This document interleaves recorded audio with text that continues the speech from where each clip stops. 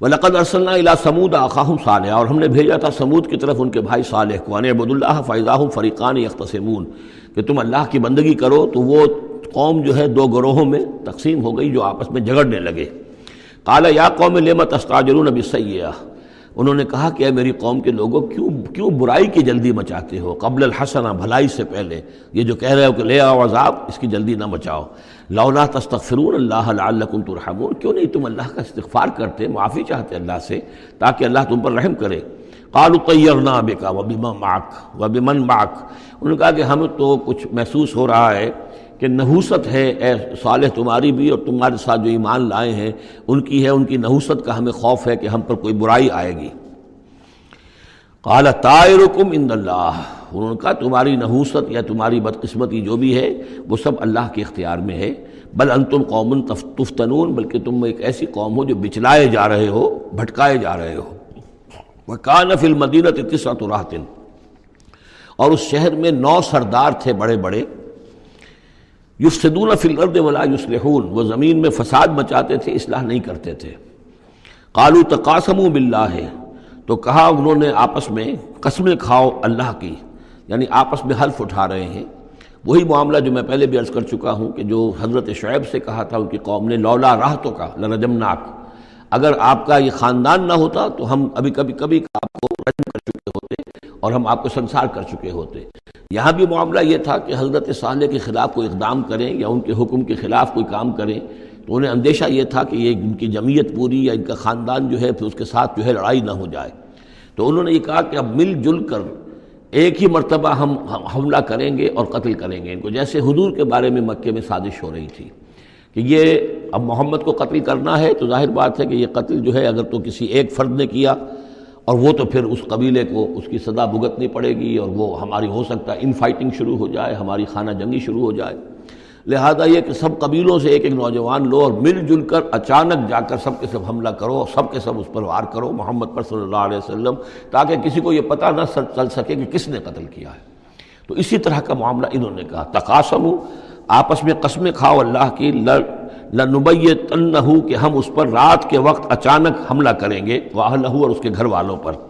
ثم لنقولن، اور پھر ہم یہ کہیں گے لولیہ، اس کے جو وارث ہوں گے ان سے کہیں گے، اور جو بھی ان کے ہوں گے لوگ ان کی طرف سے مقدمہ لے کر اٹھنے والے قتل کا، ما شہدنا مہلک اہلہ، ہم تو نہیں موجود تھے، ہمیں کچھ معلوم نہیں، ہم نہیں جانتے کس نے ان کو سب سارے گھر والوں کو کس نے ہلاک کر دیا ہے، ہم وہاں موجود نہیں تھے۔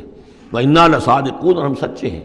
یہ قسمیں کھا رہے ہیں، سازش کر رہے ہیں کہ آپس میں قسمیں کھاؤ تاکہ کوئی ایک بھی اگر اس معاملے میں پیچھے رہ گیا، اس نے قسم نہ کھائی تو ہمارا بھانڈا جو ہے چوراہے پر پھوٹ جائے گا۔ تقاسموا باللہ، قسم کھاؤ اللہ پر سب آپس میں مل کر،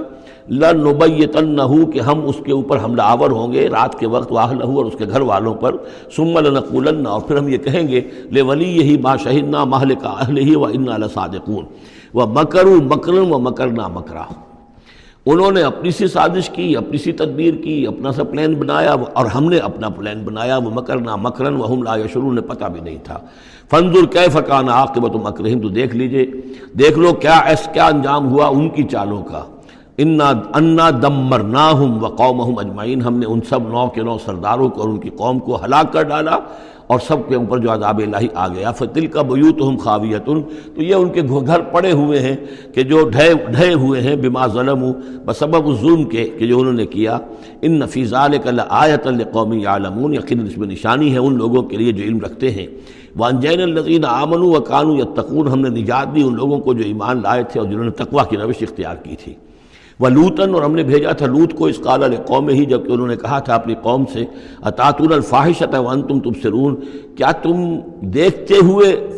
فحش کا حرکت کا ارتکاب کرتے ہو؟ یعنی یہ بھی معلوم ہوتا ہے کہ ان کے ہاں یہ مسئلہ اس درجے گندگی کو پہنچ گیا تھا کہ علی الاعلان مجلس کے اندر یہ حرکتیں کرتے تھے۔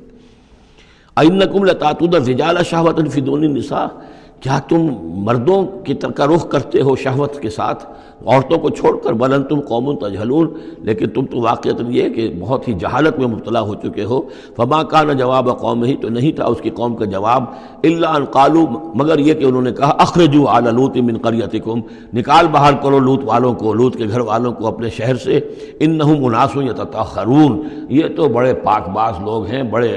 بڑے طہارت اور بڑی پاکیزگی رکھنے والے لوگ ہیں۔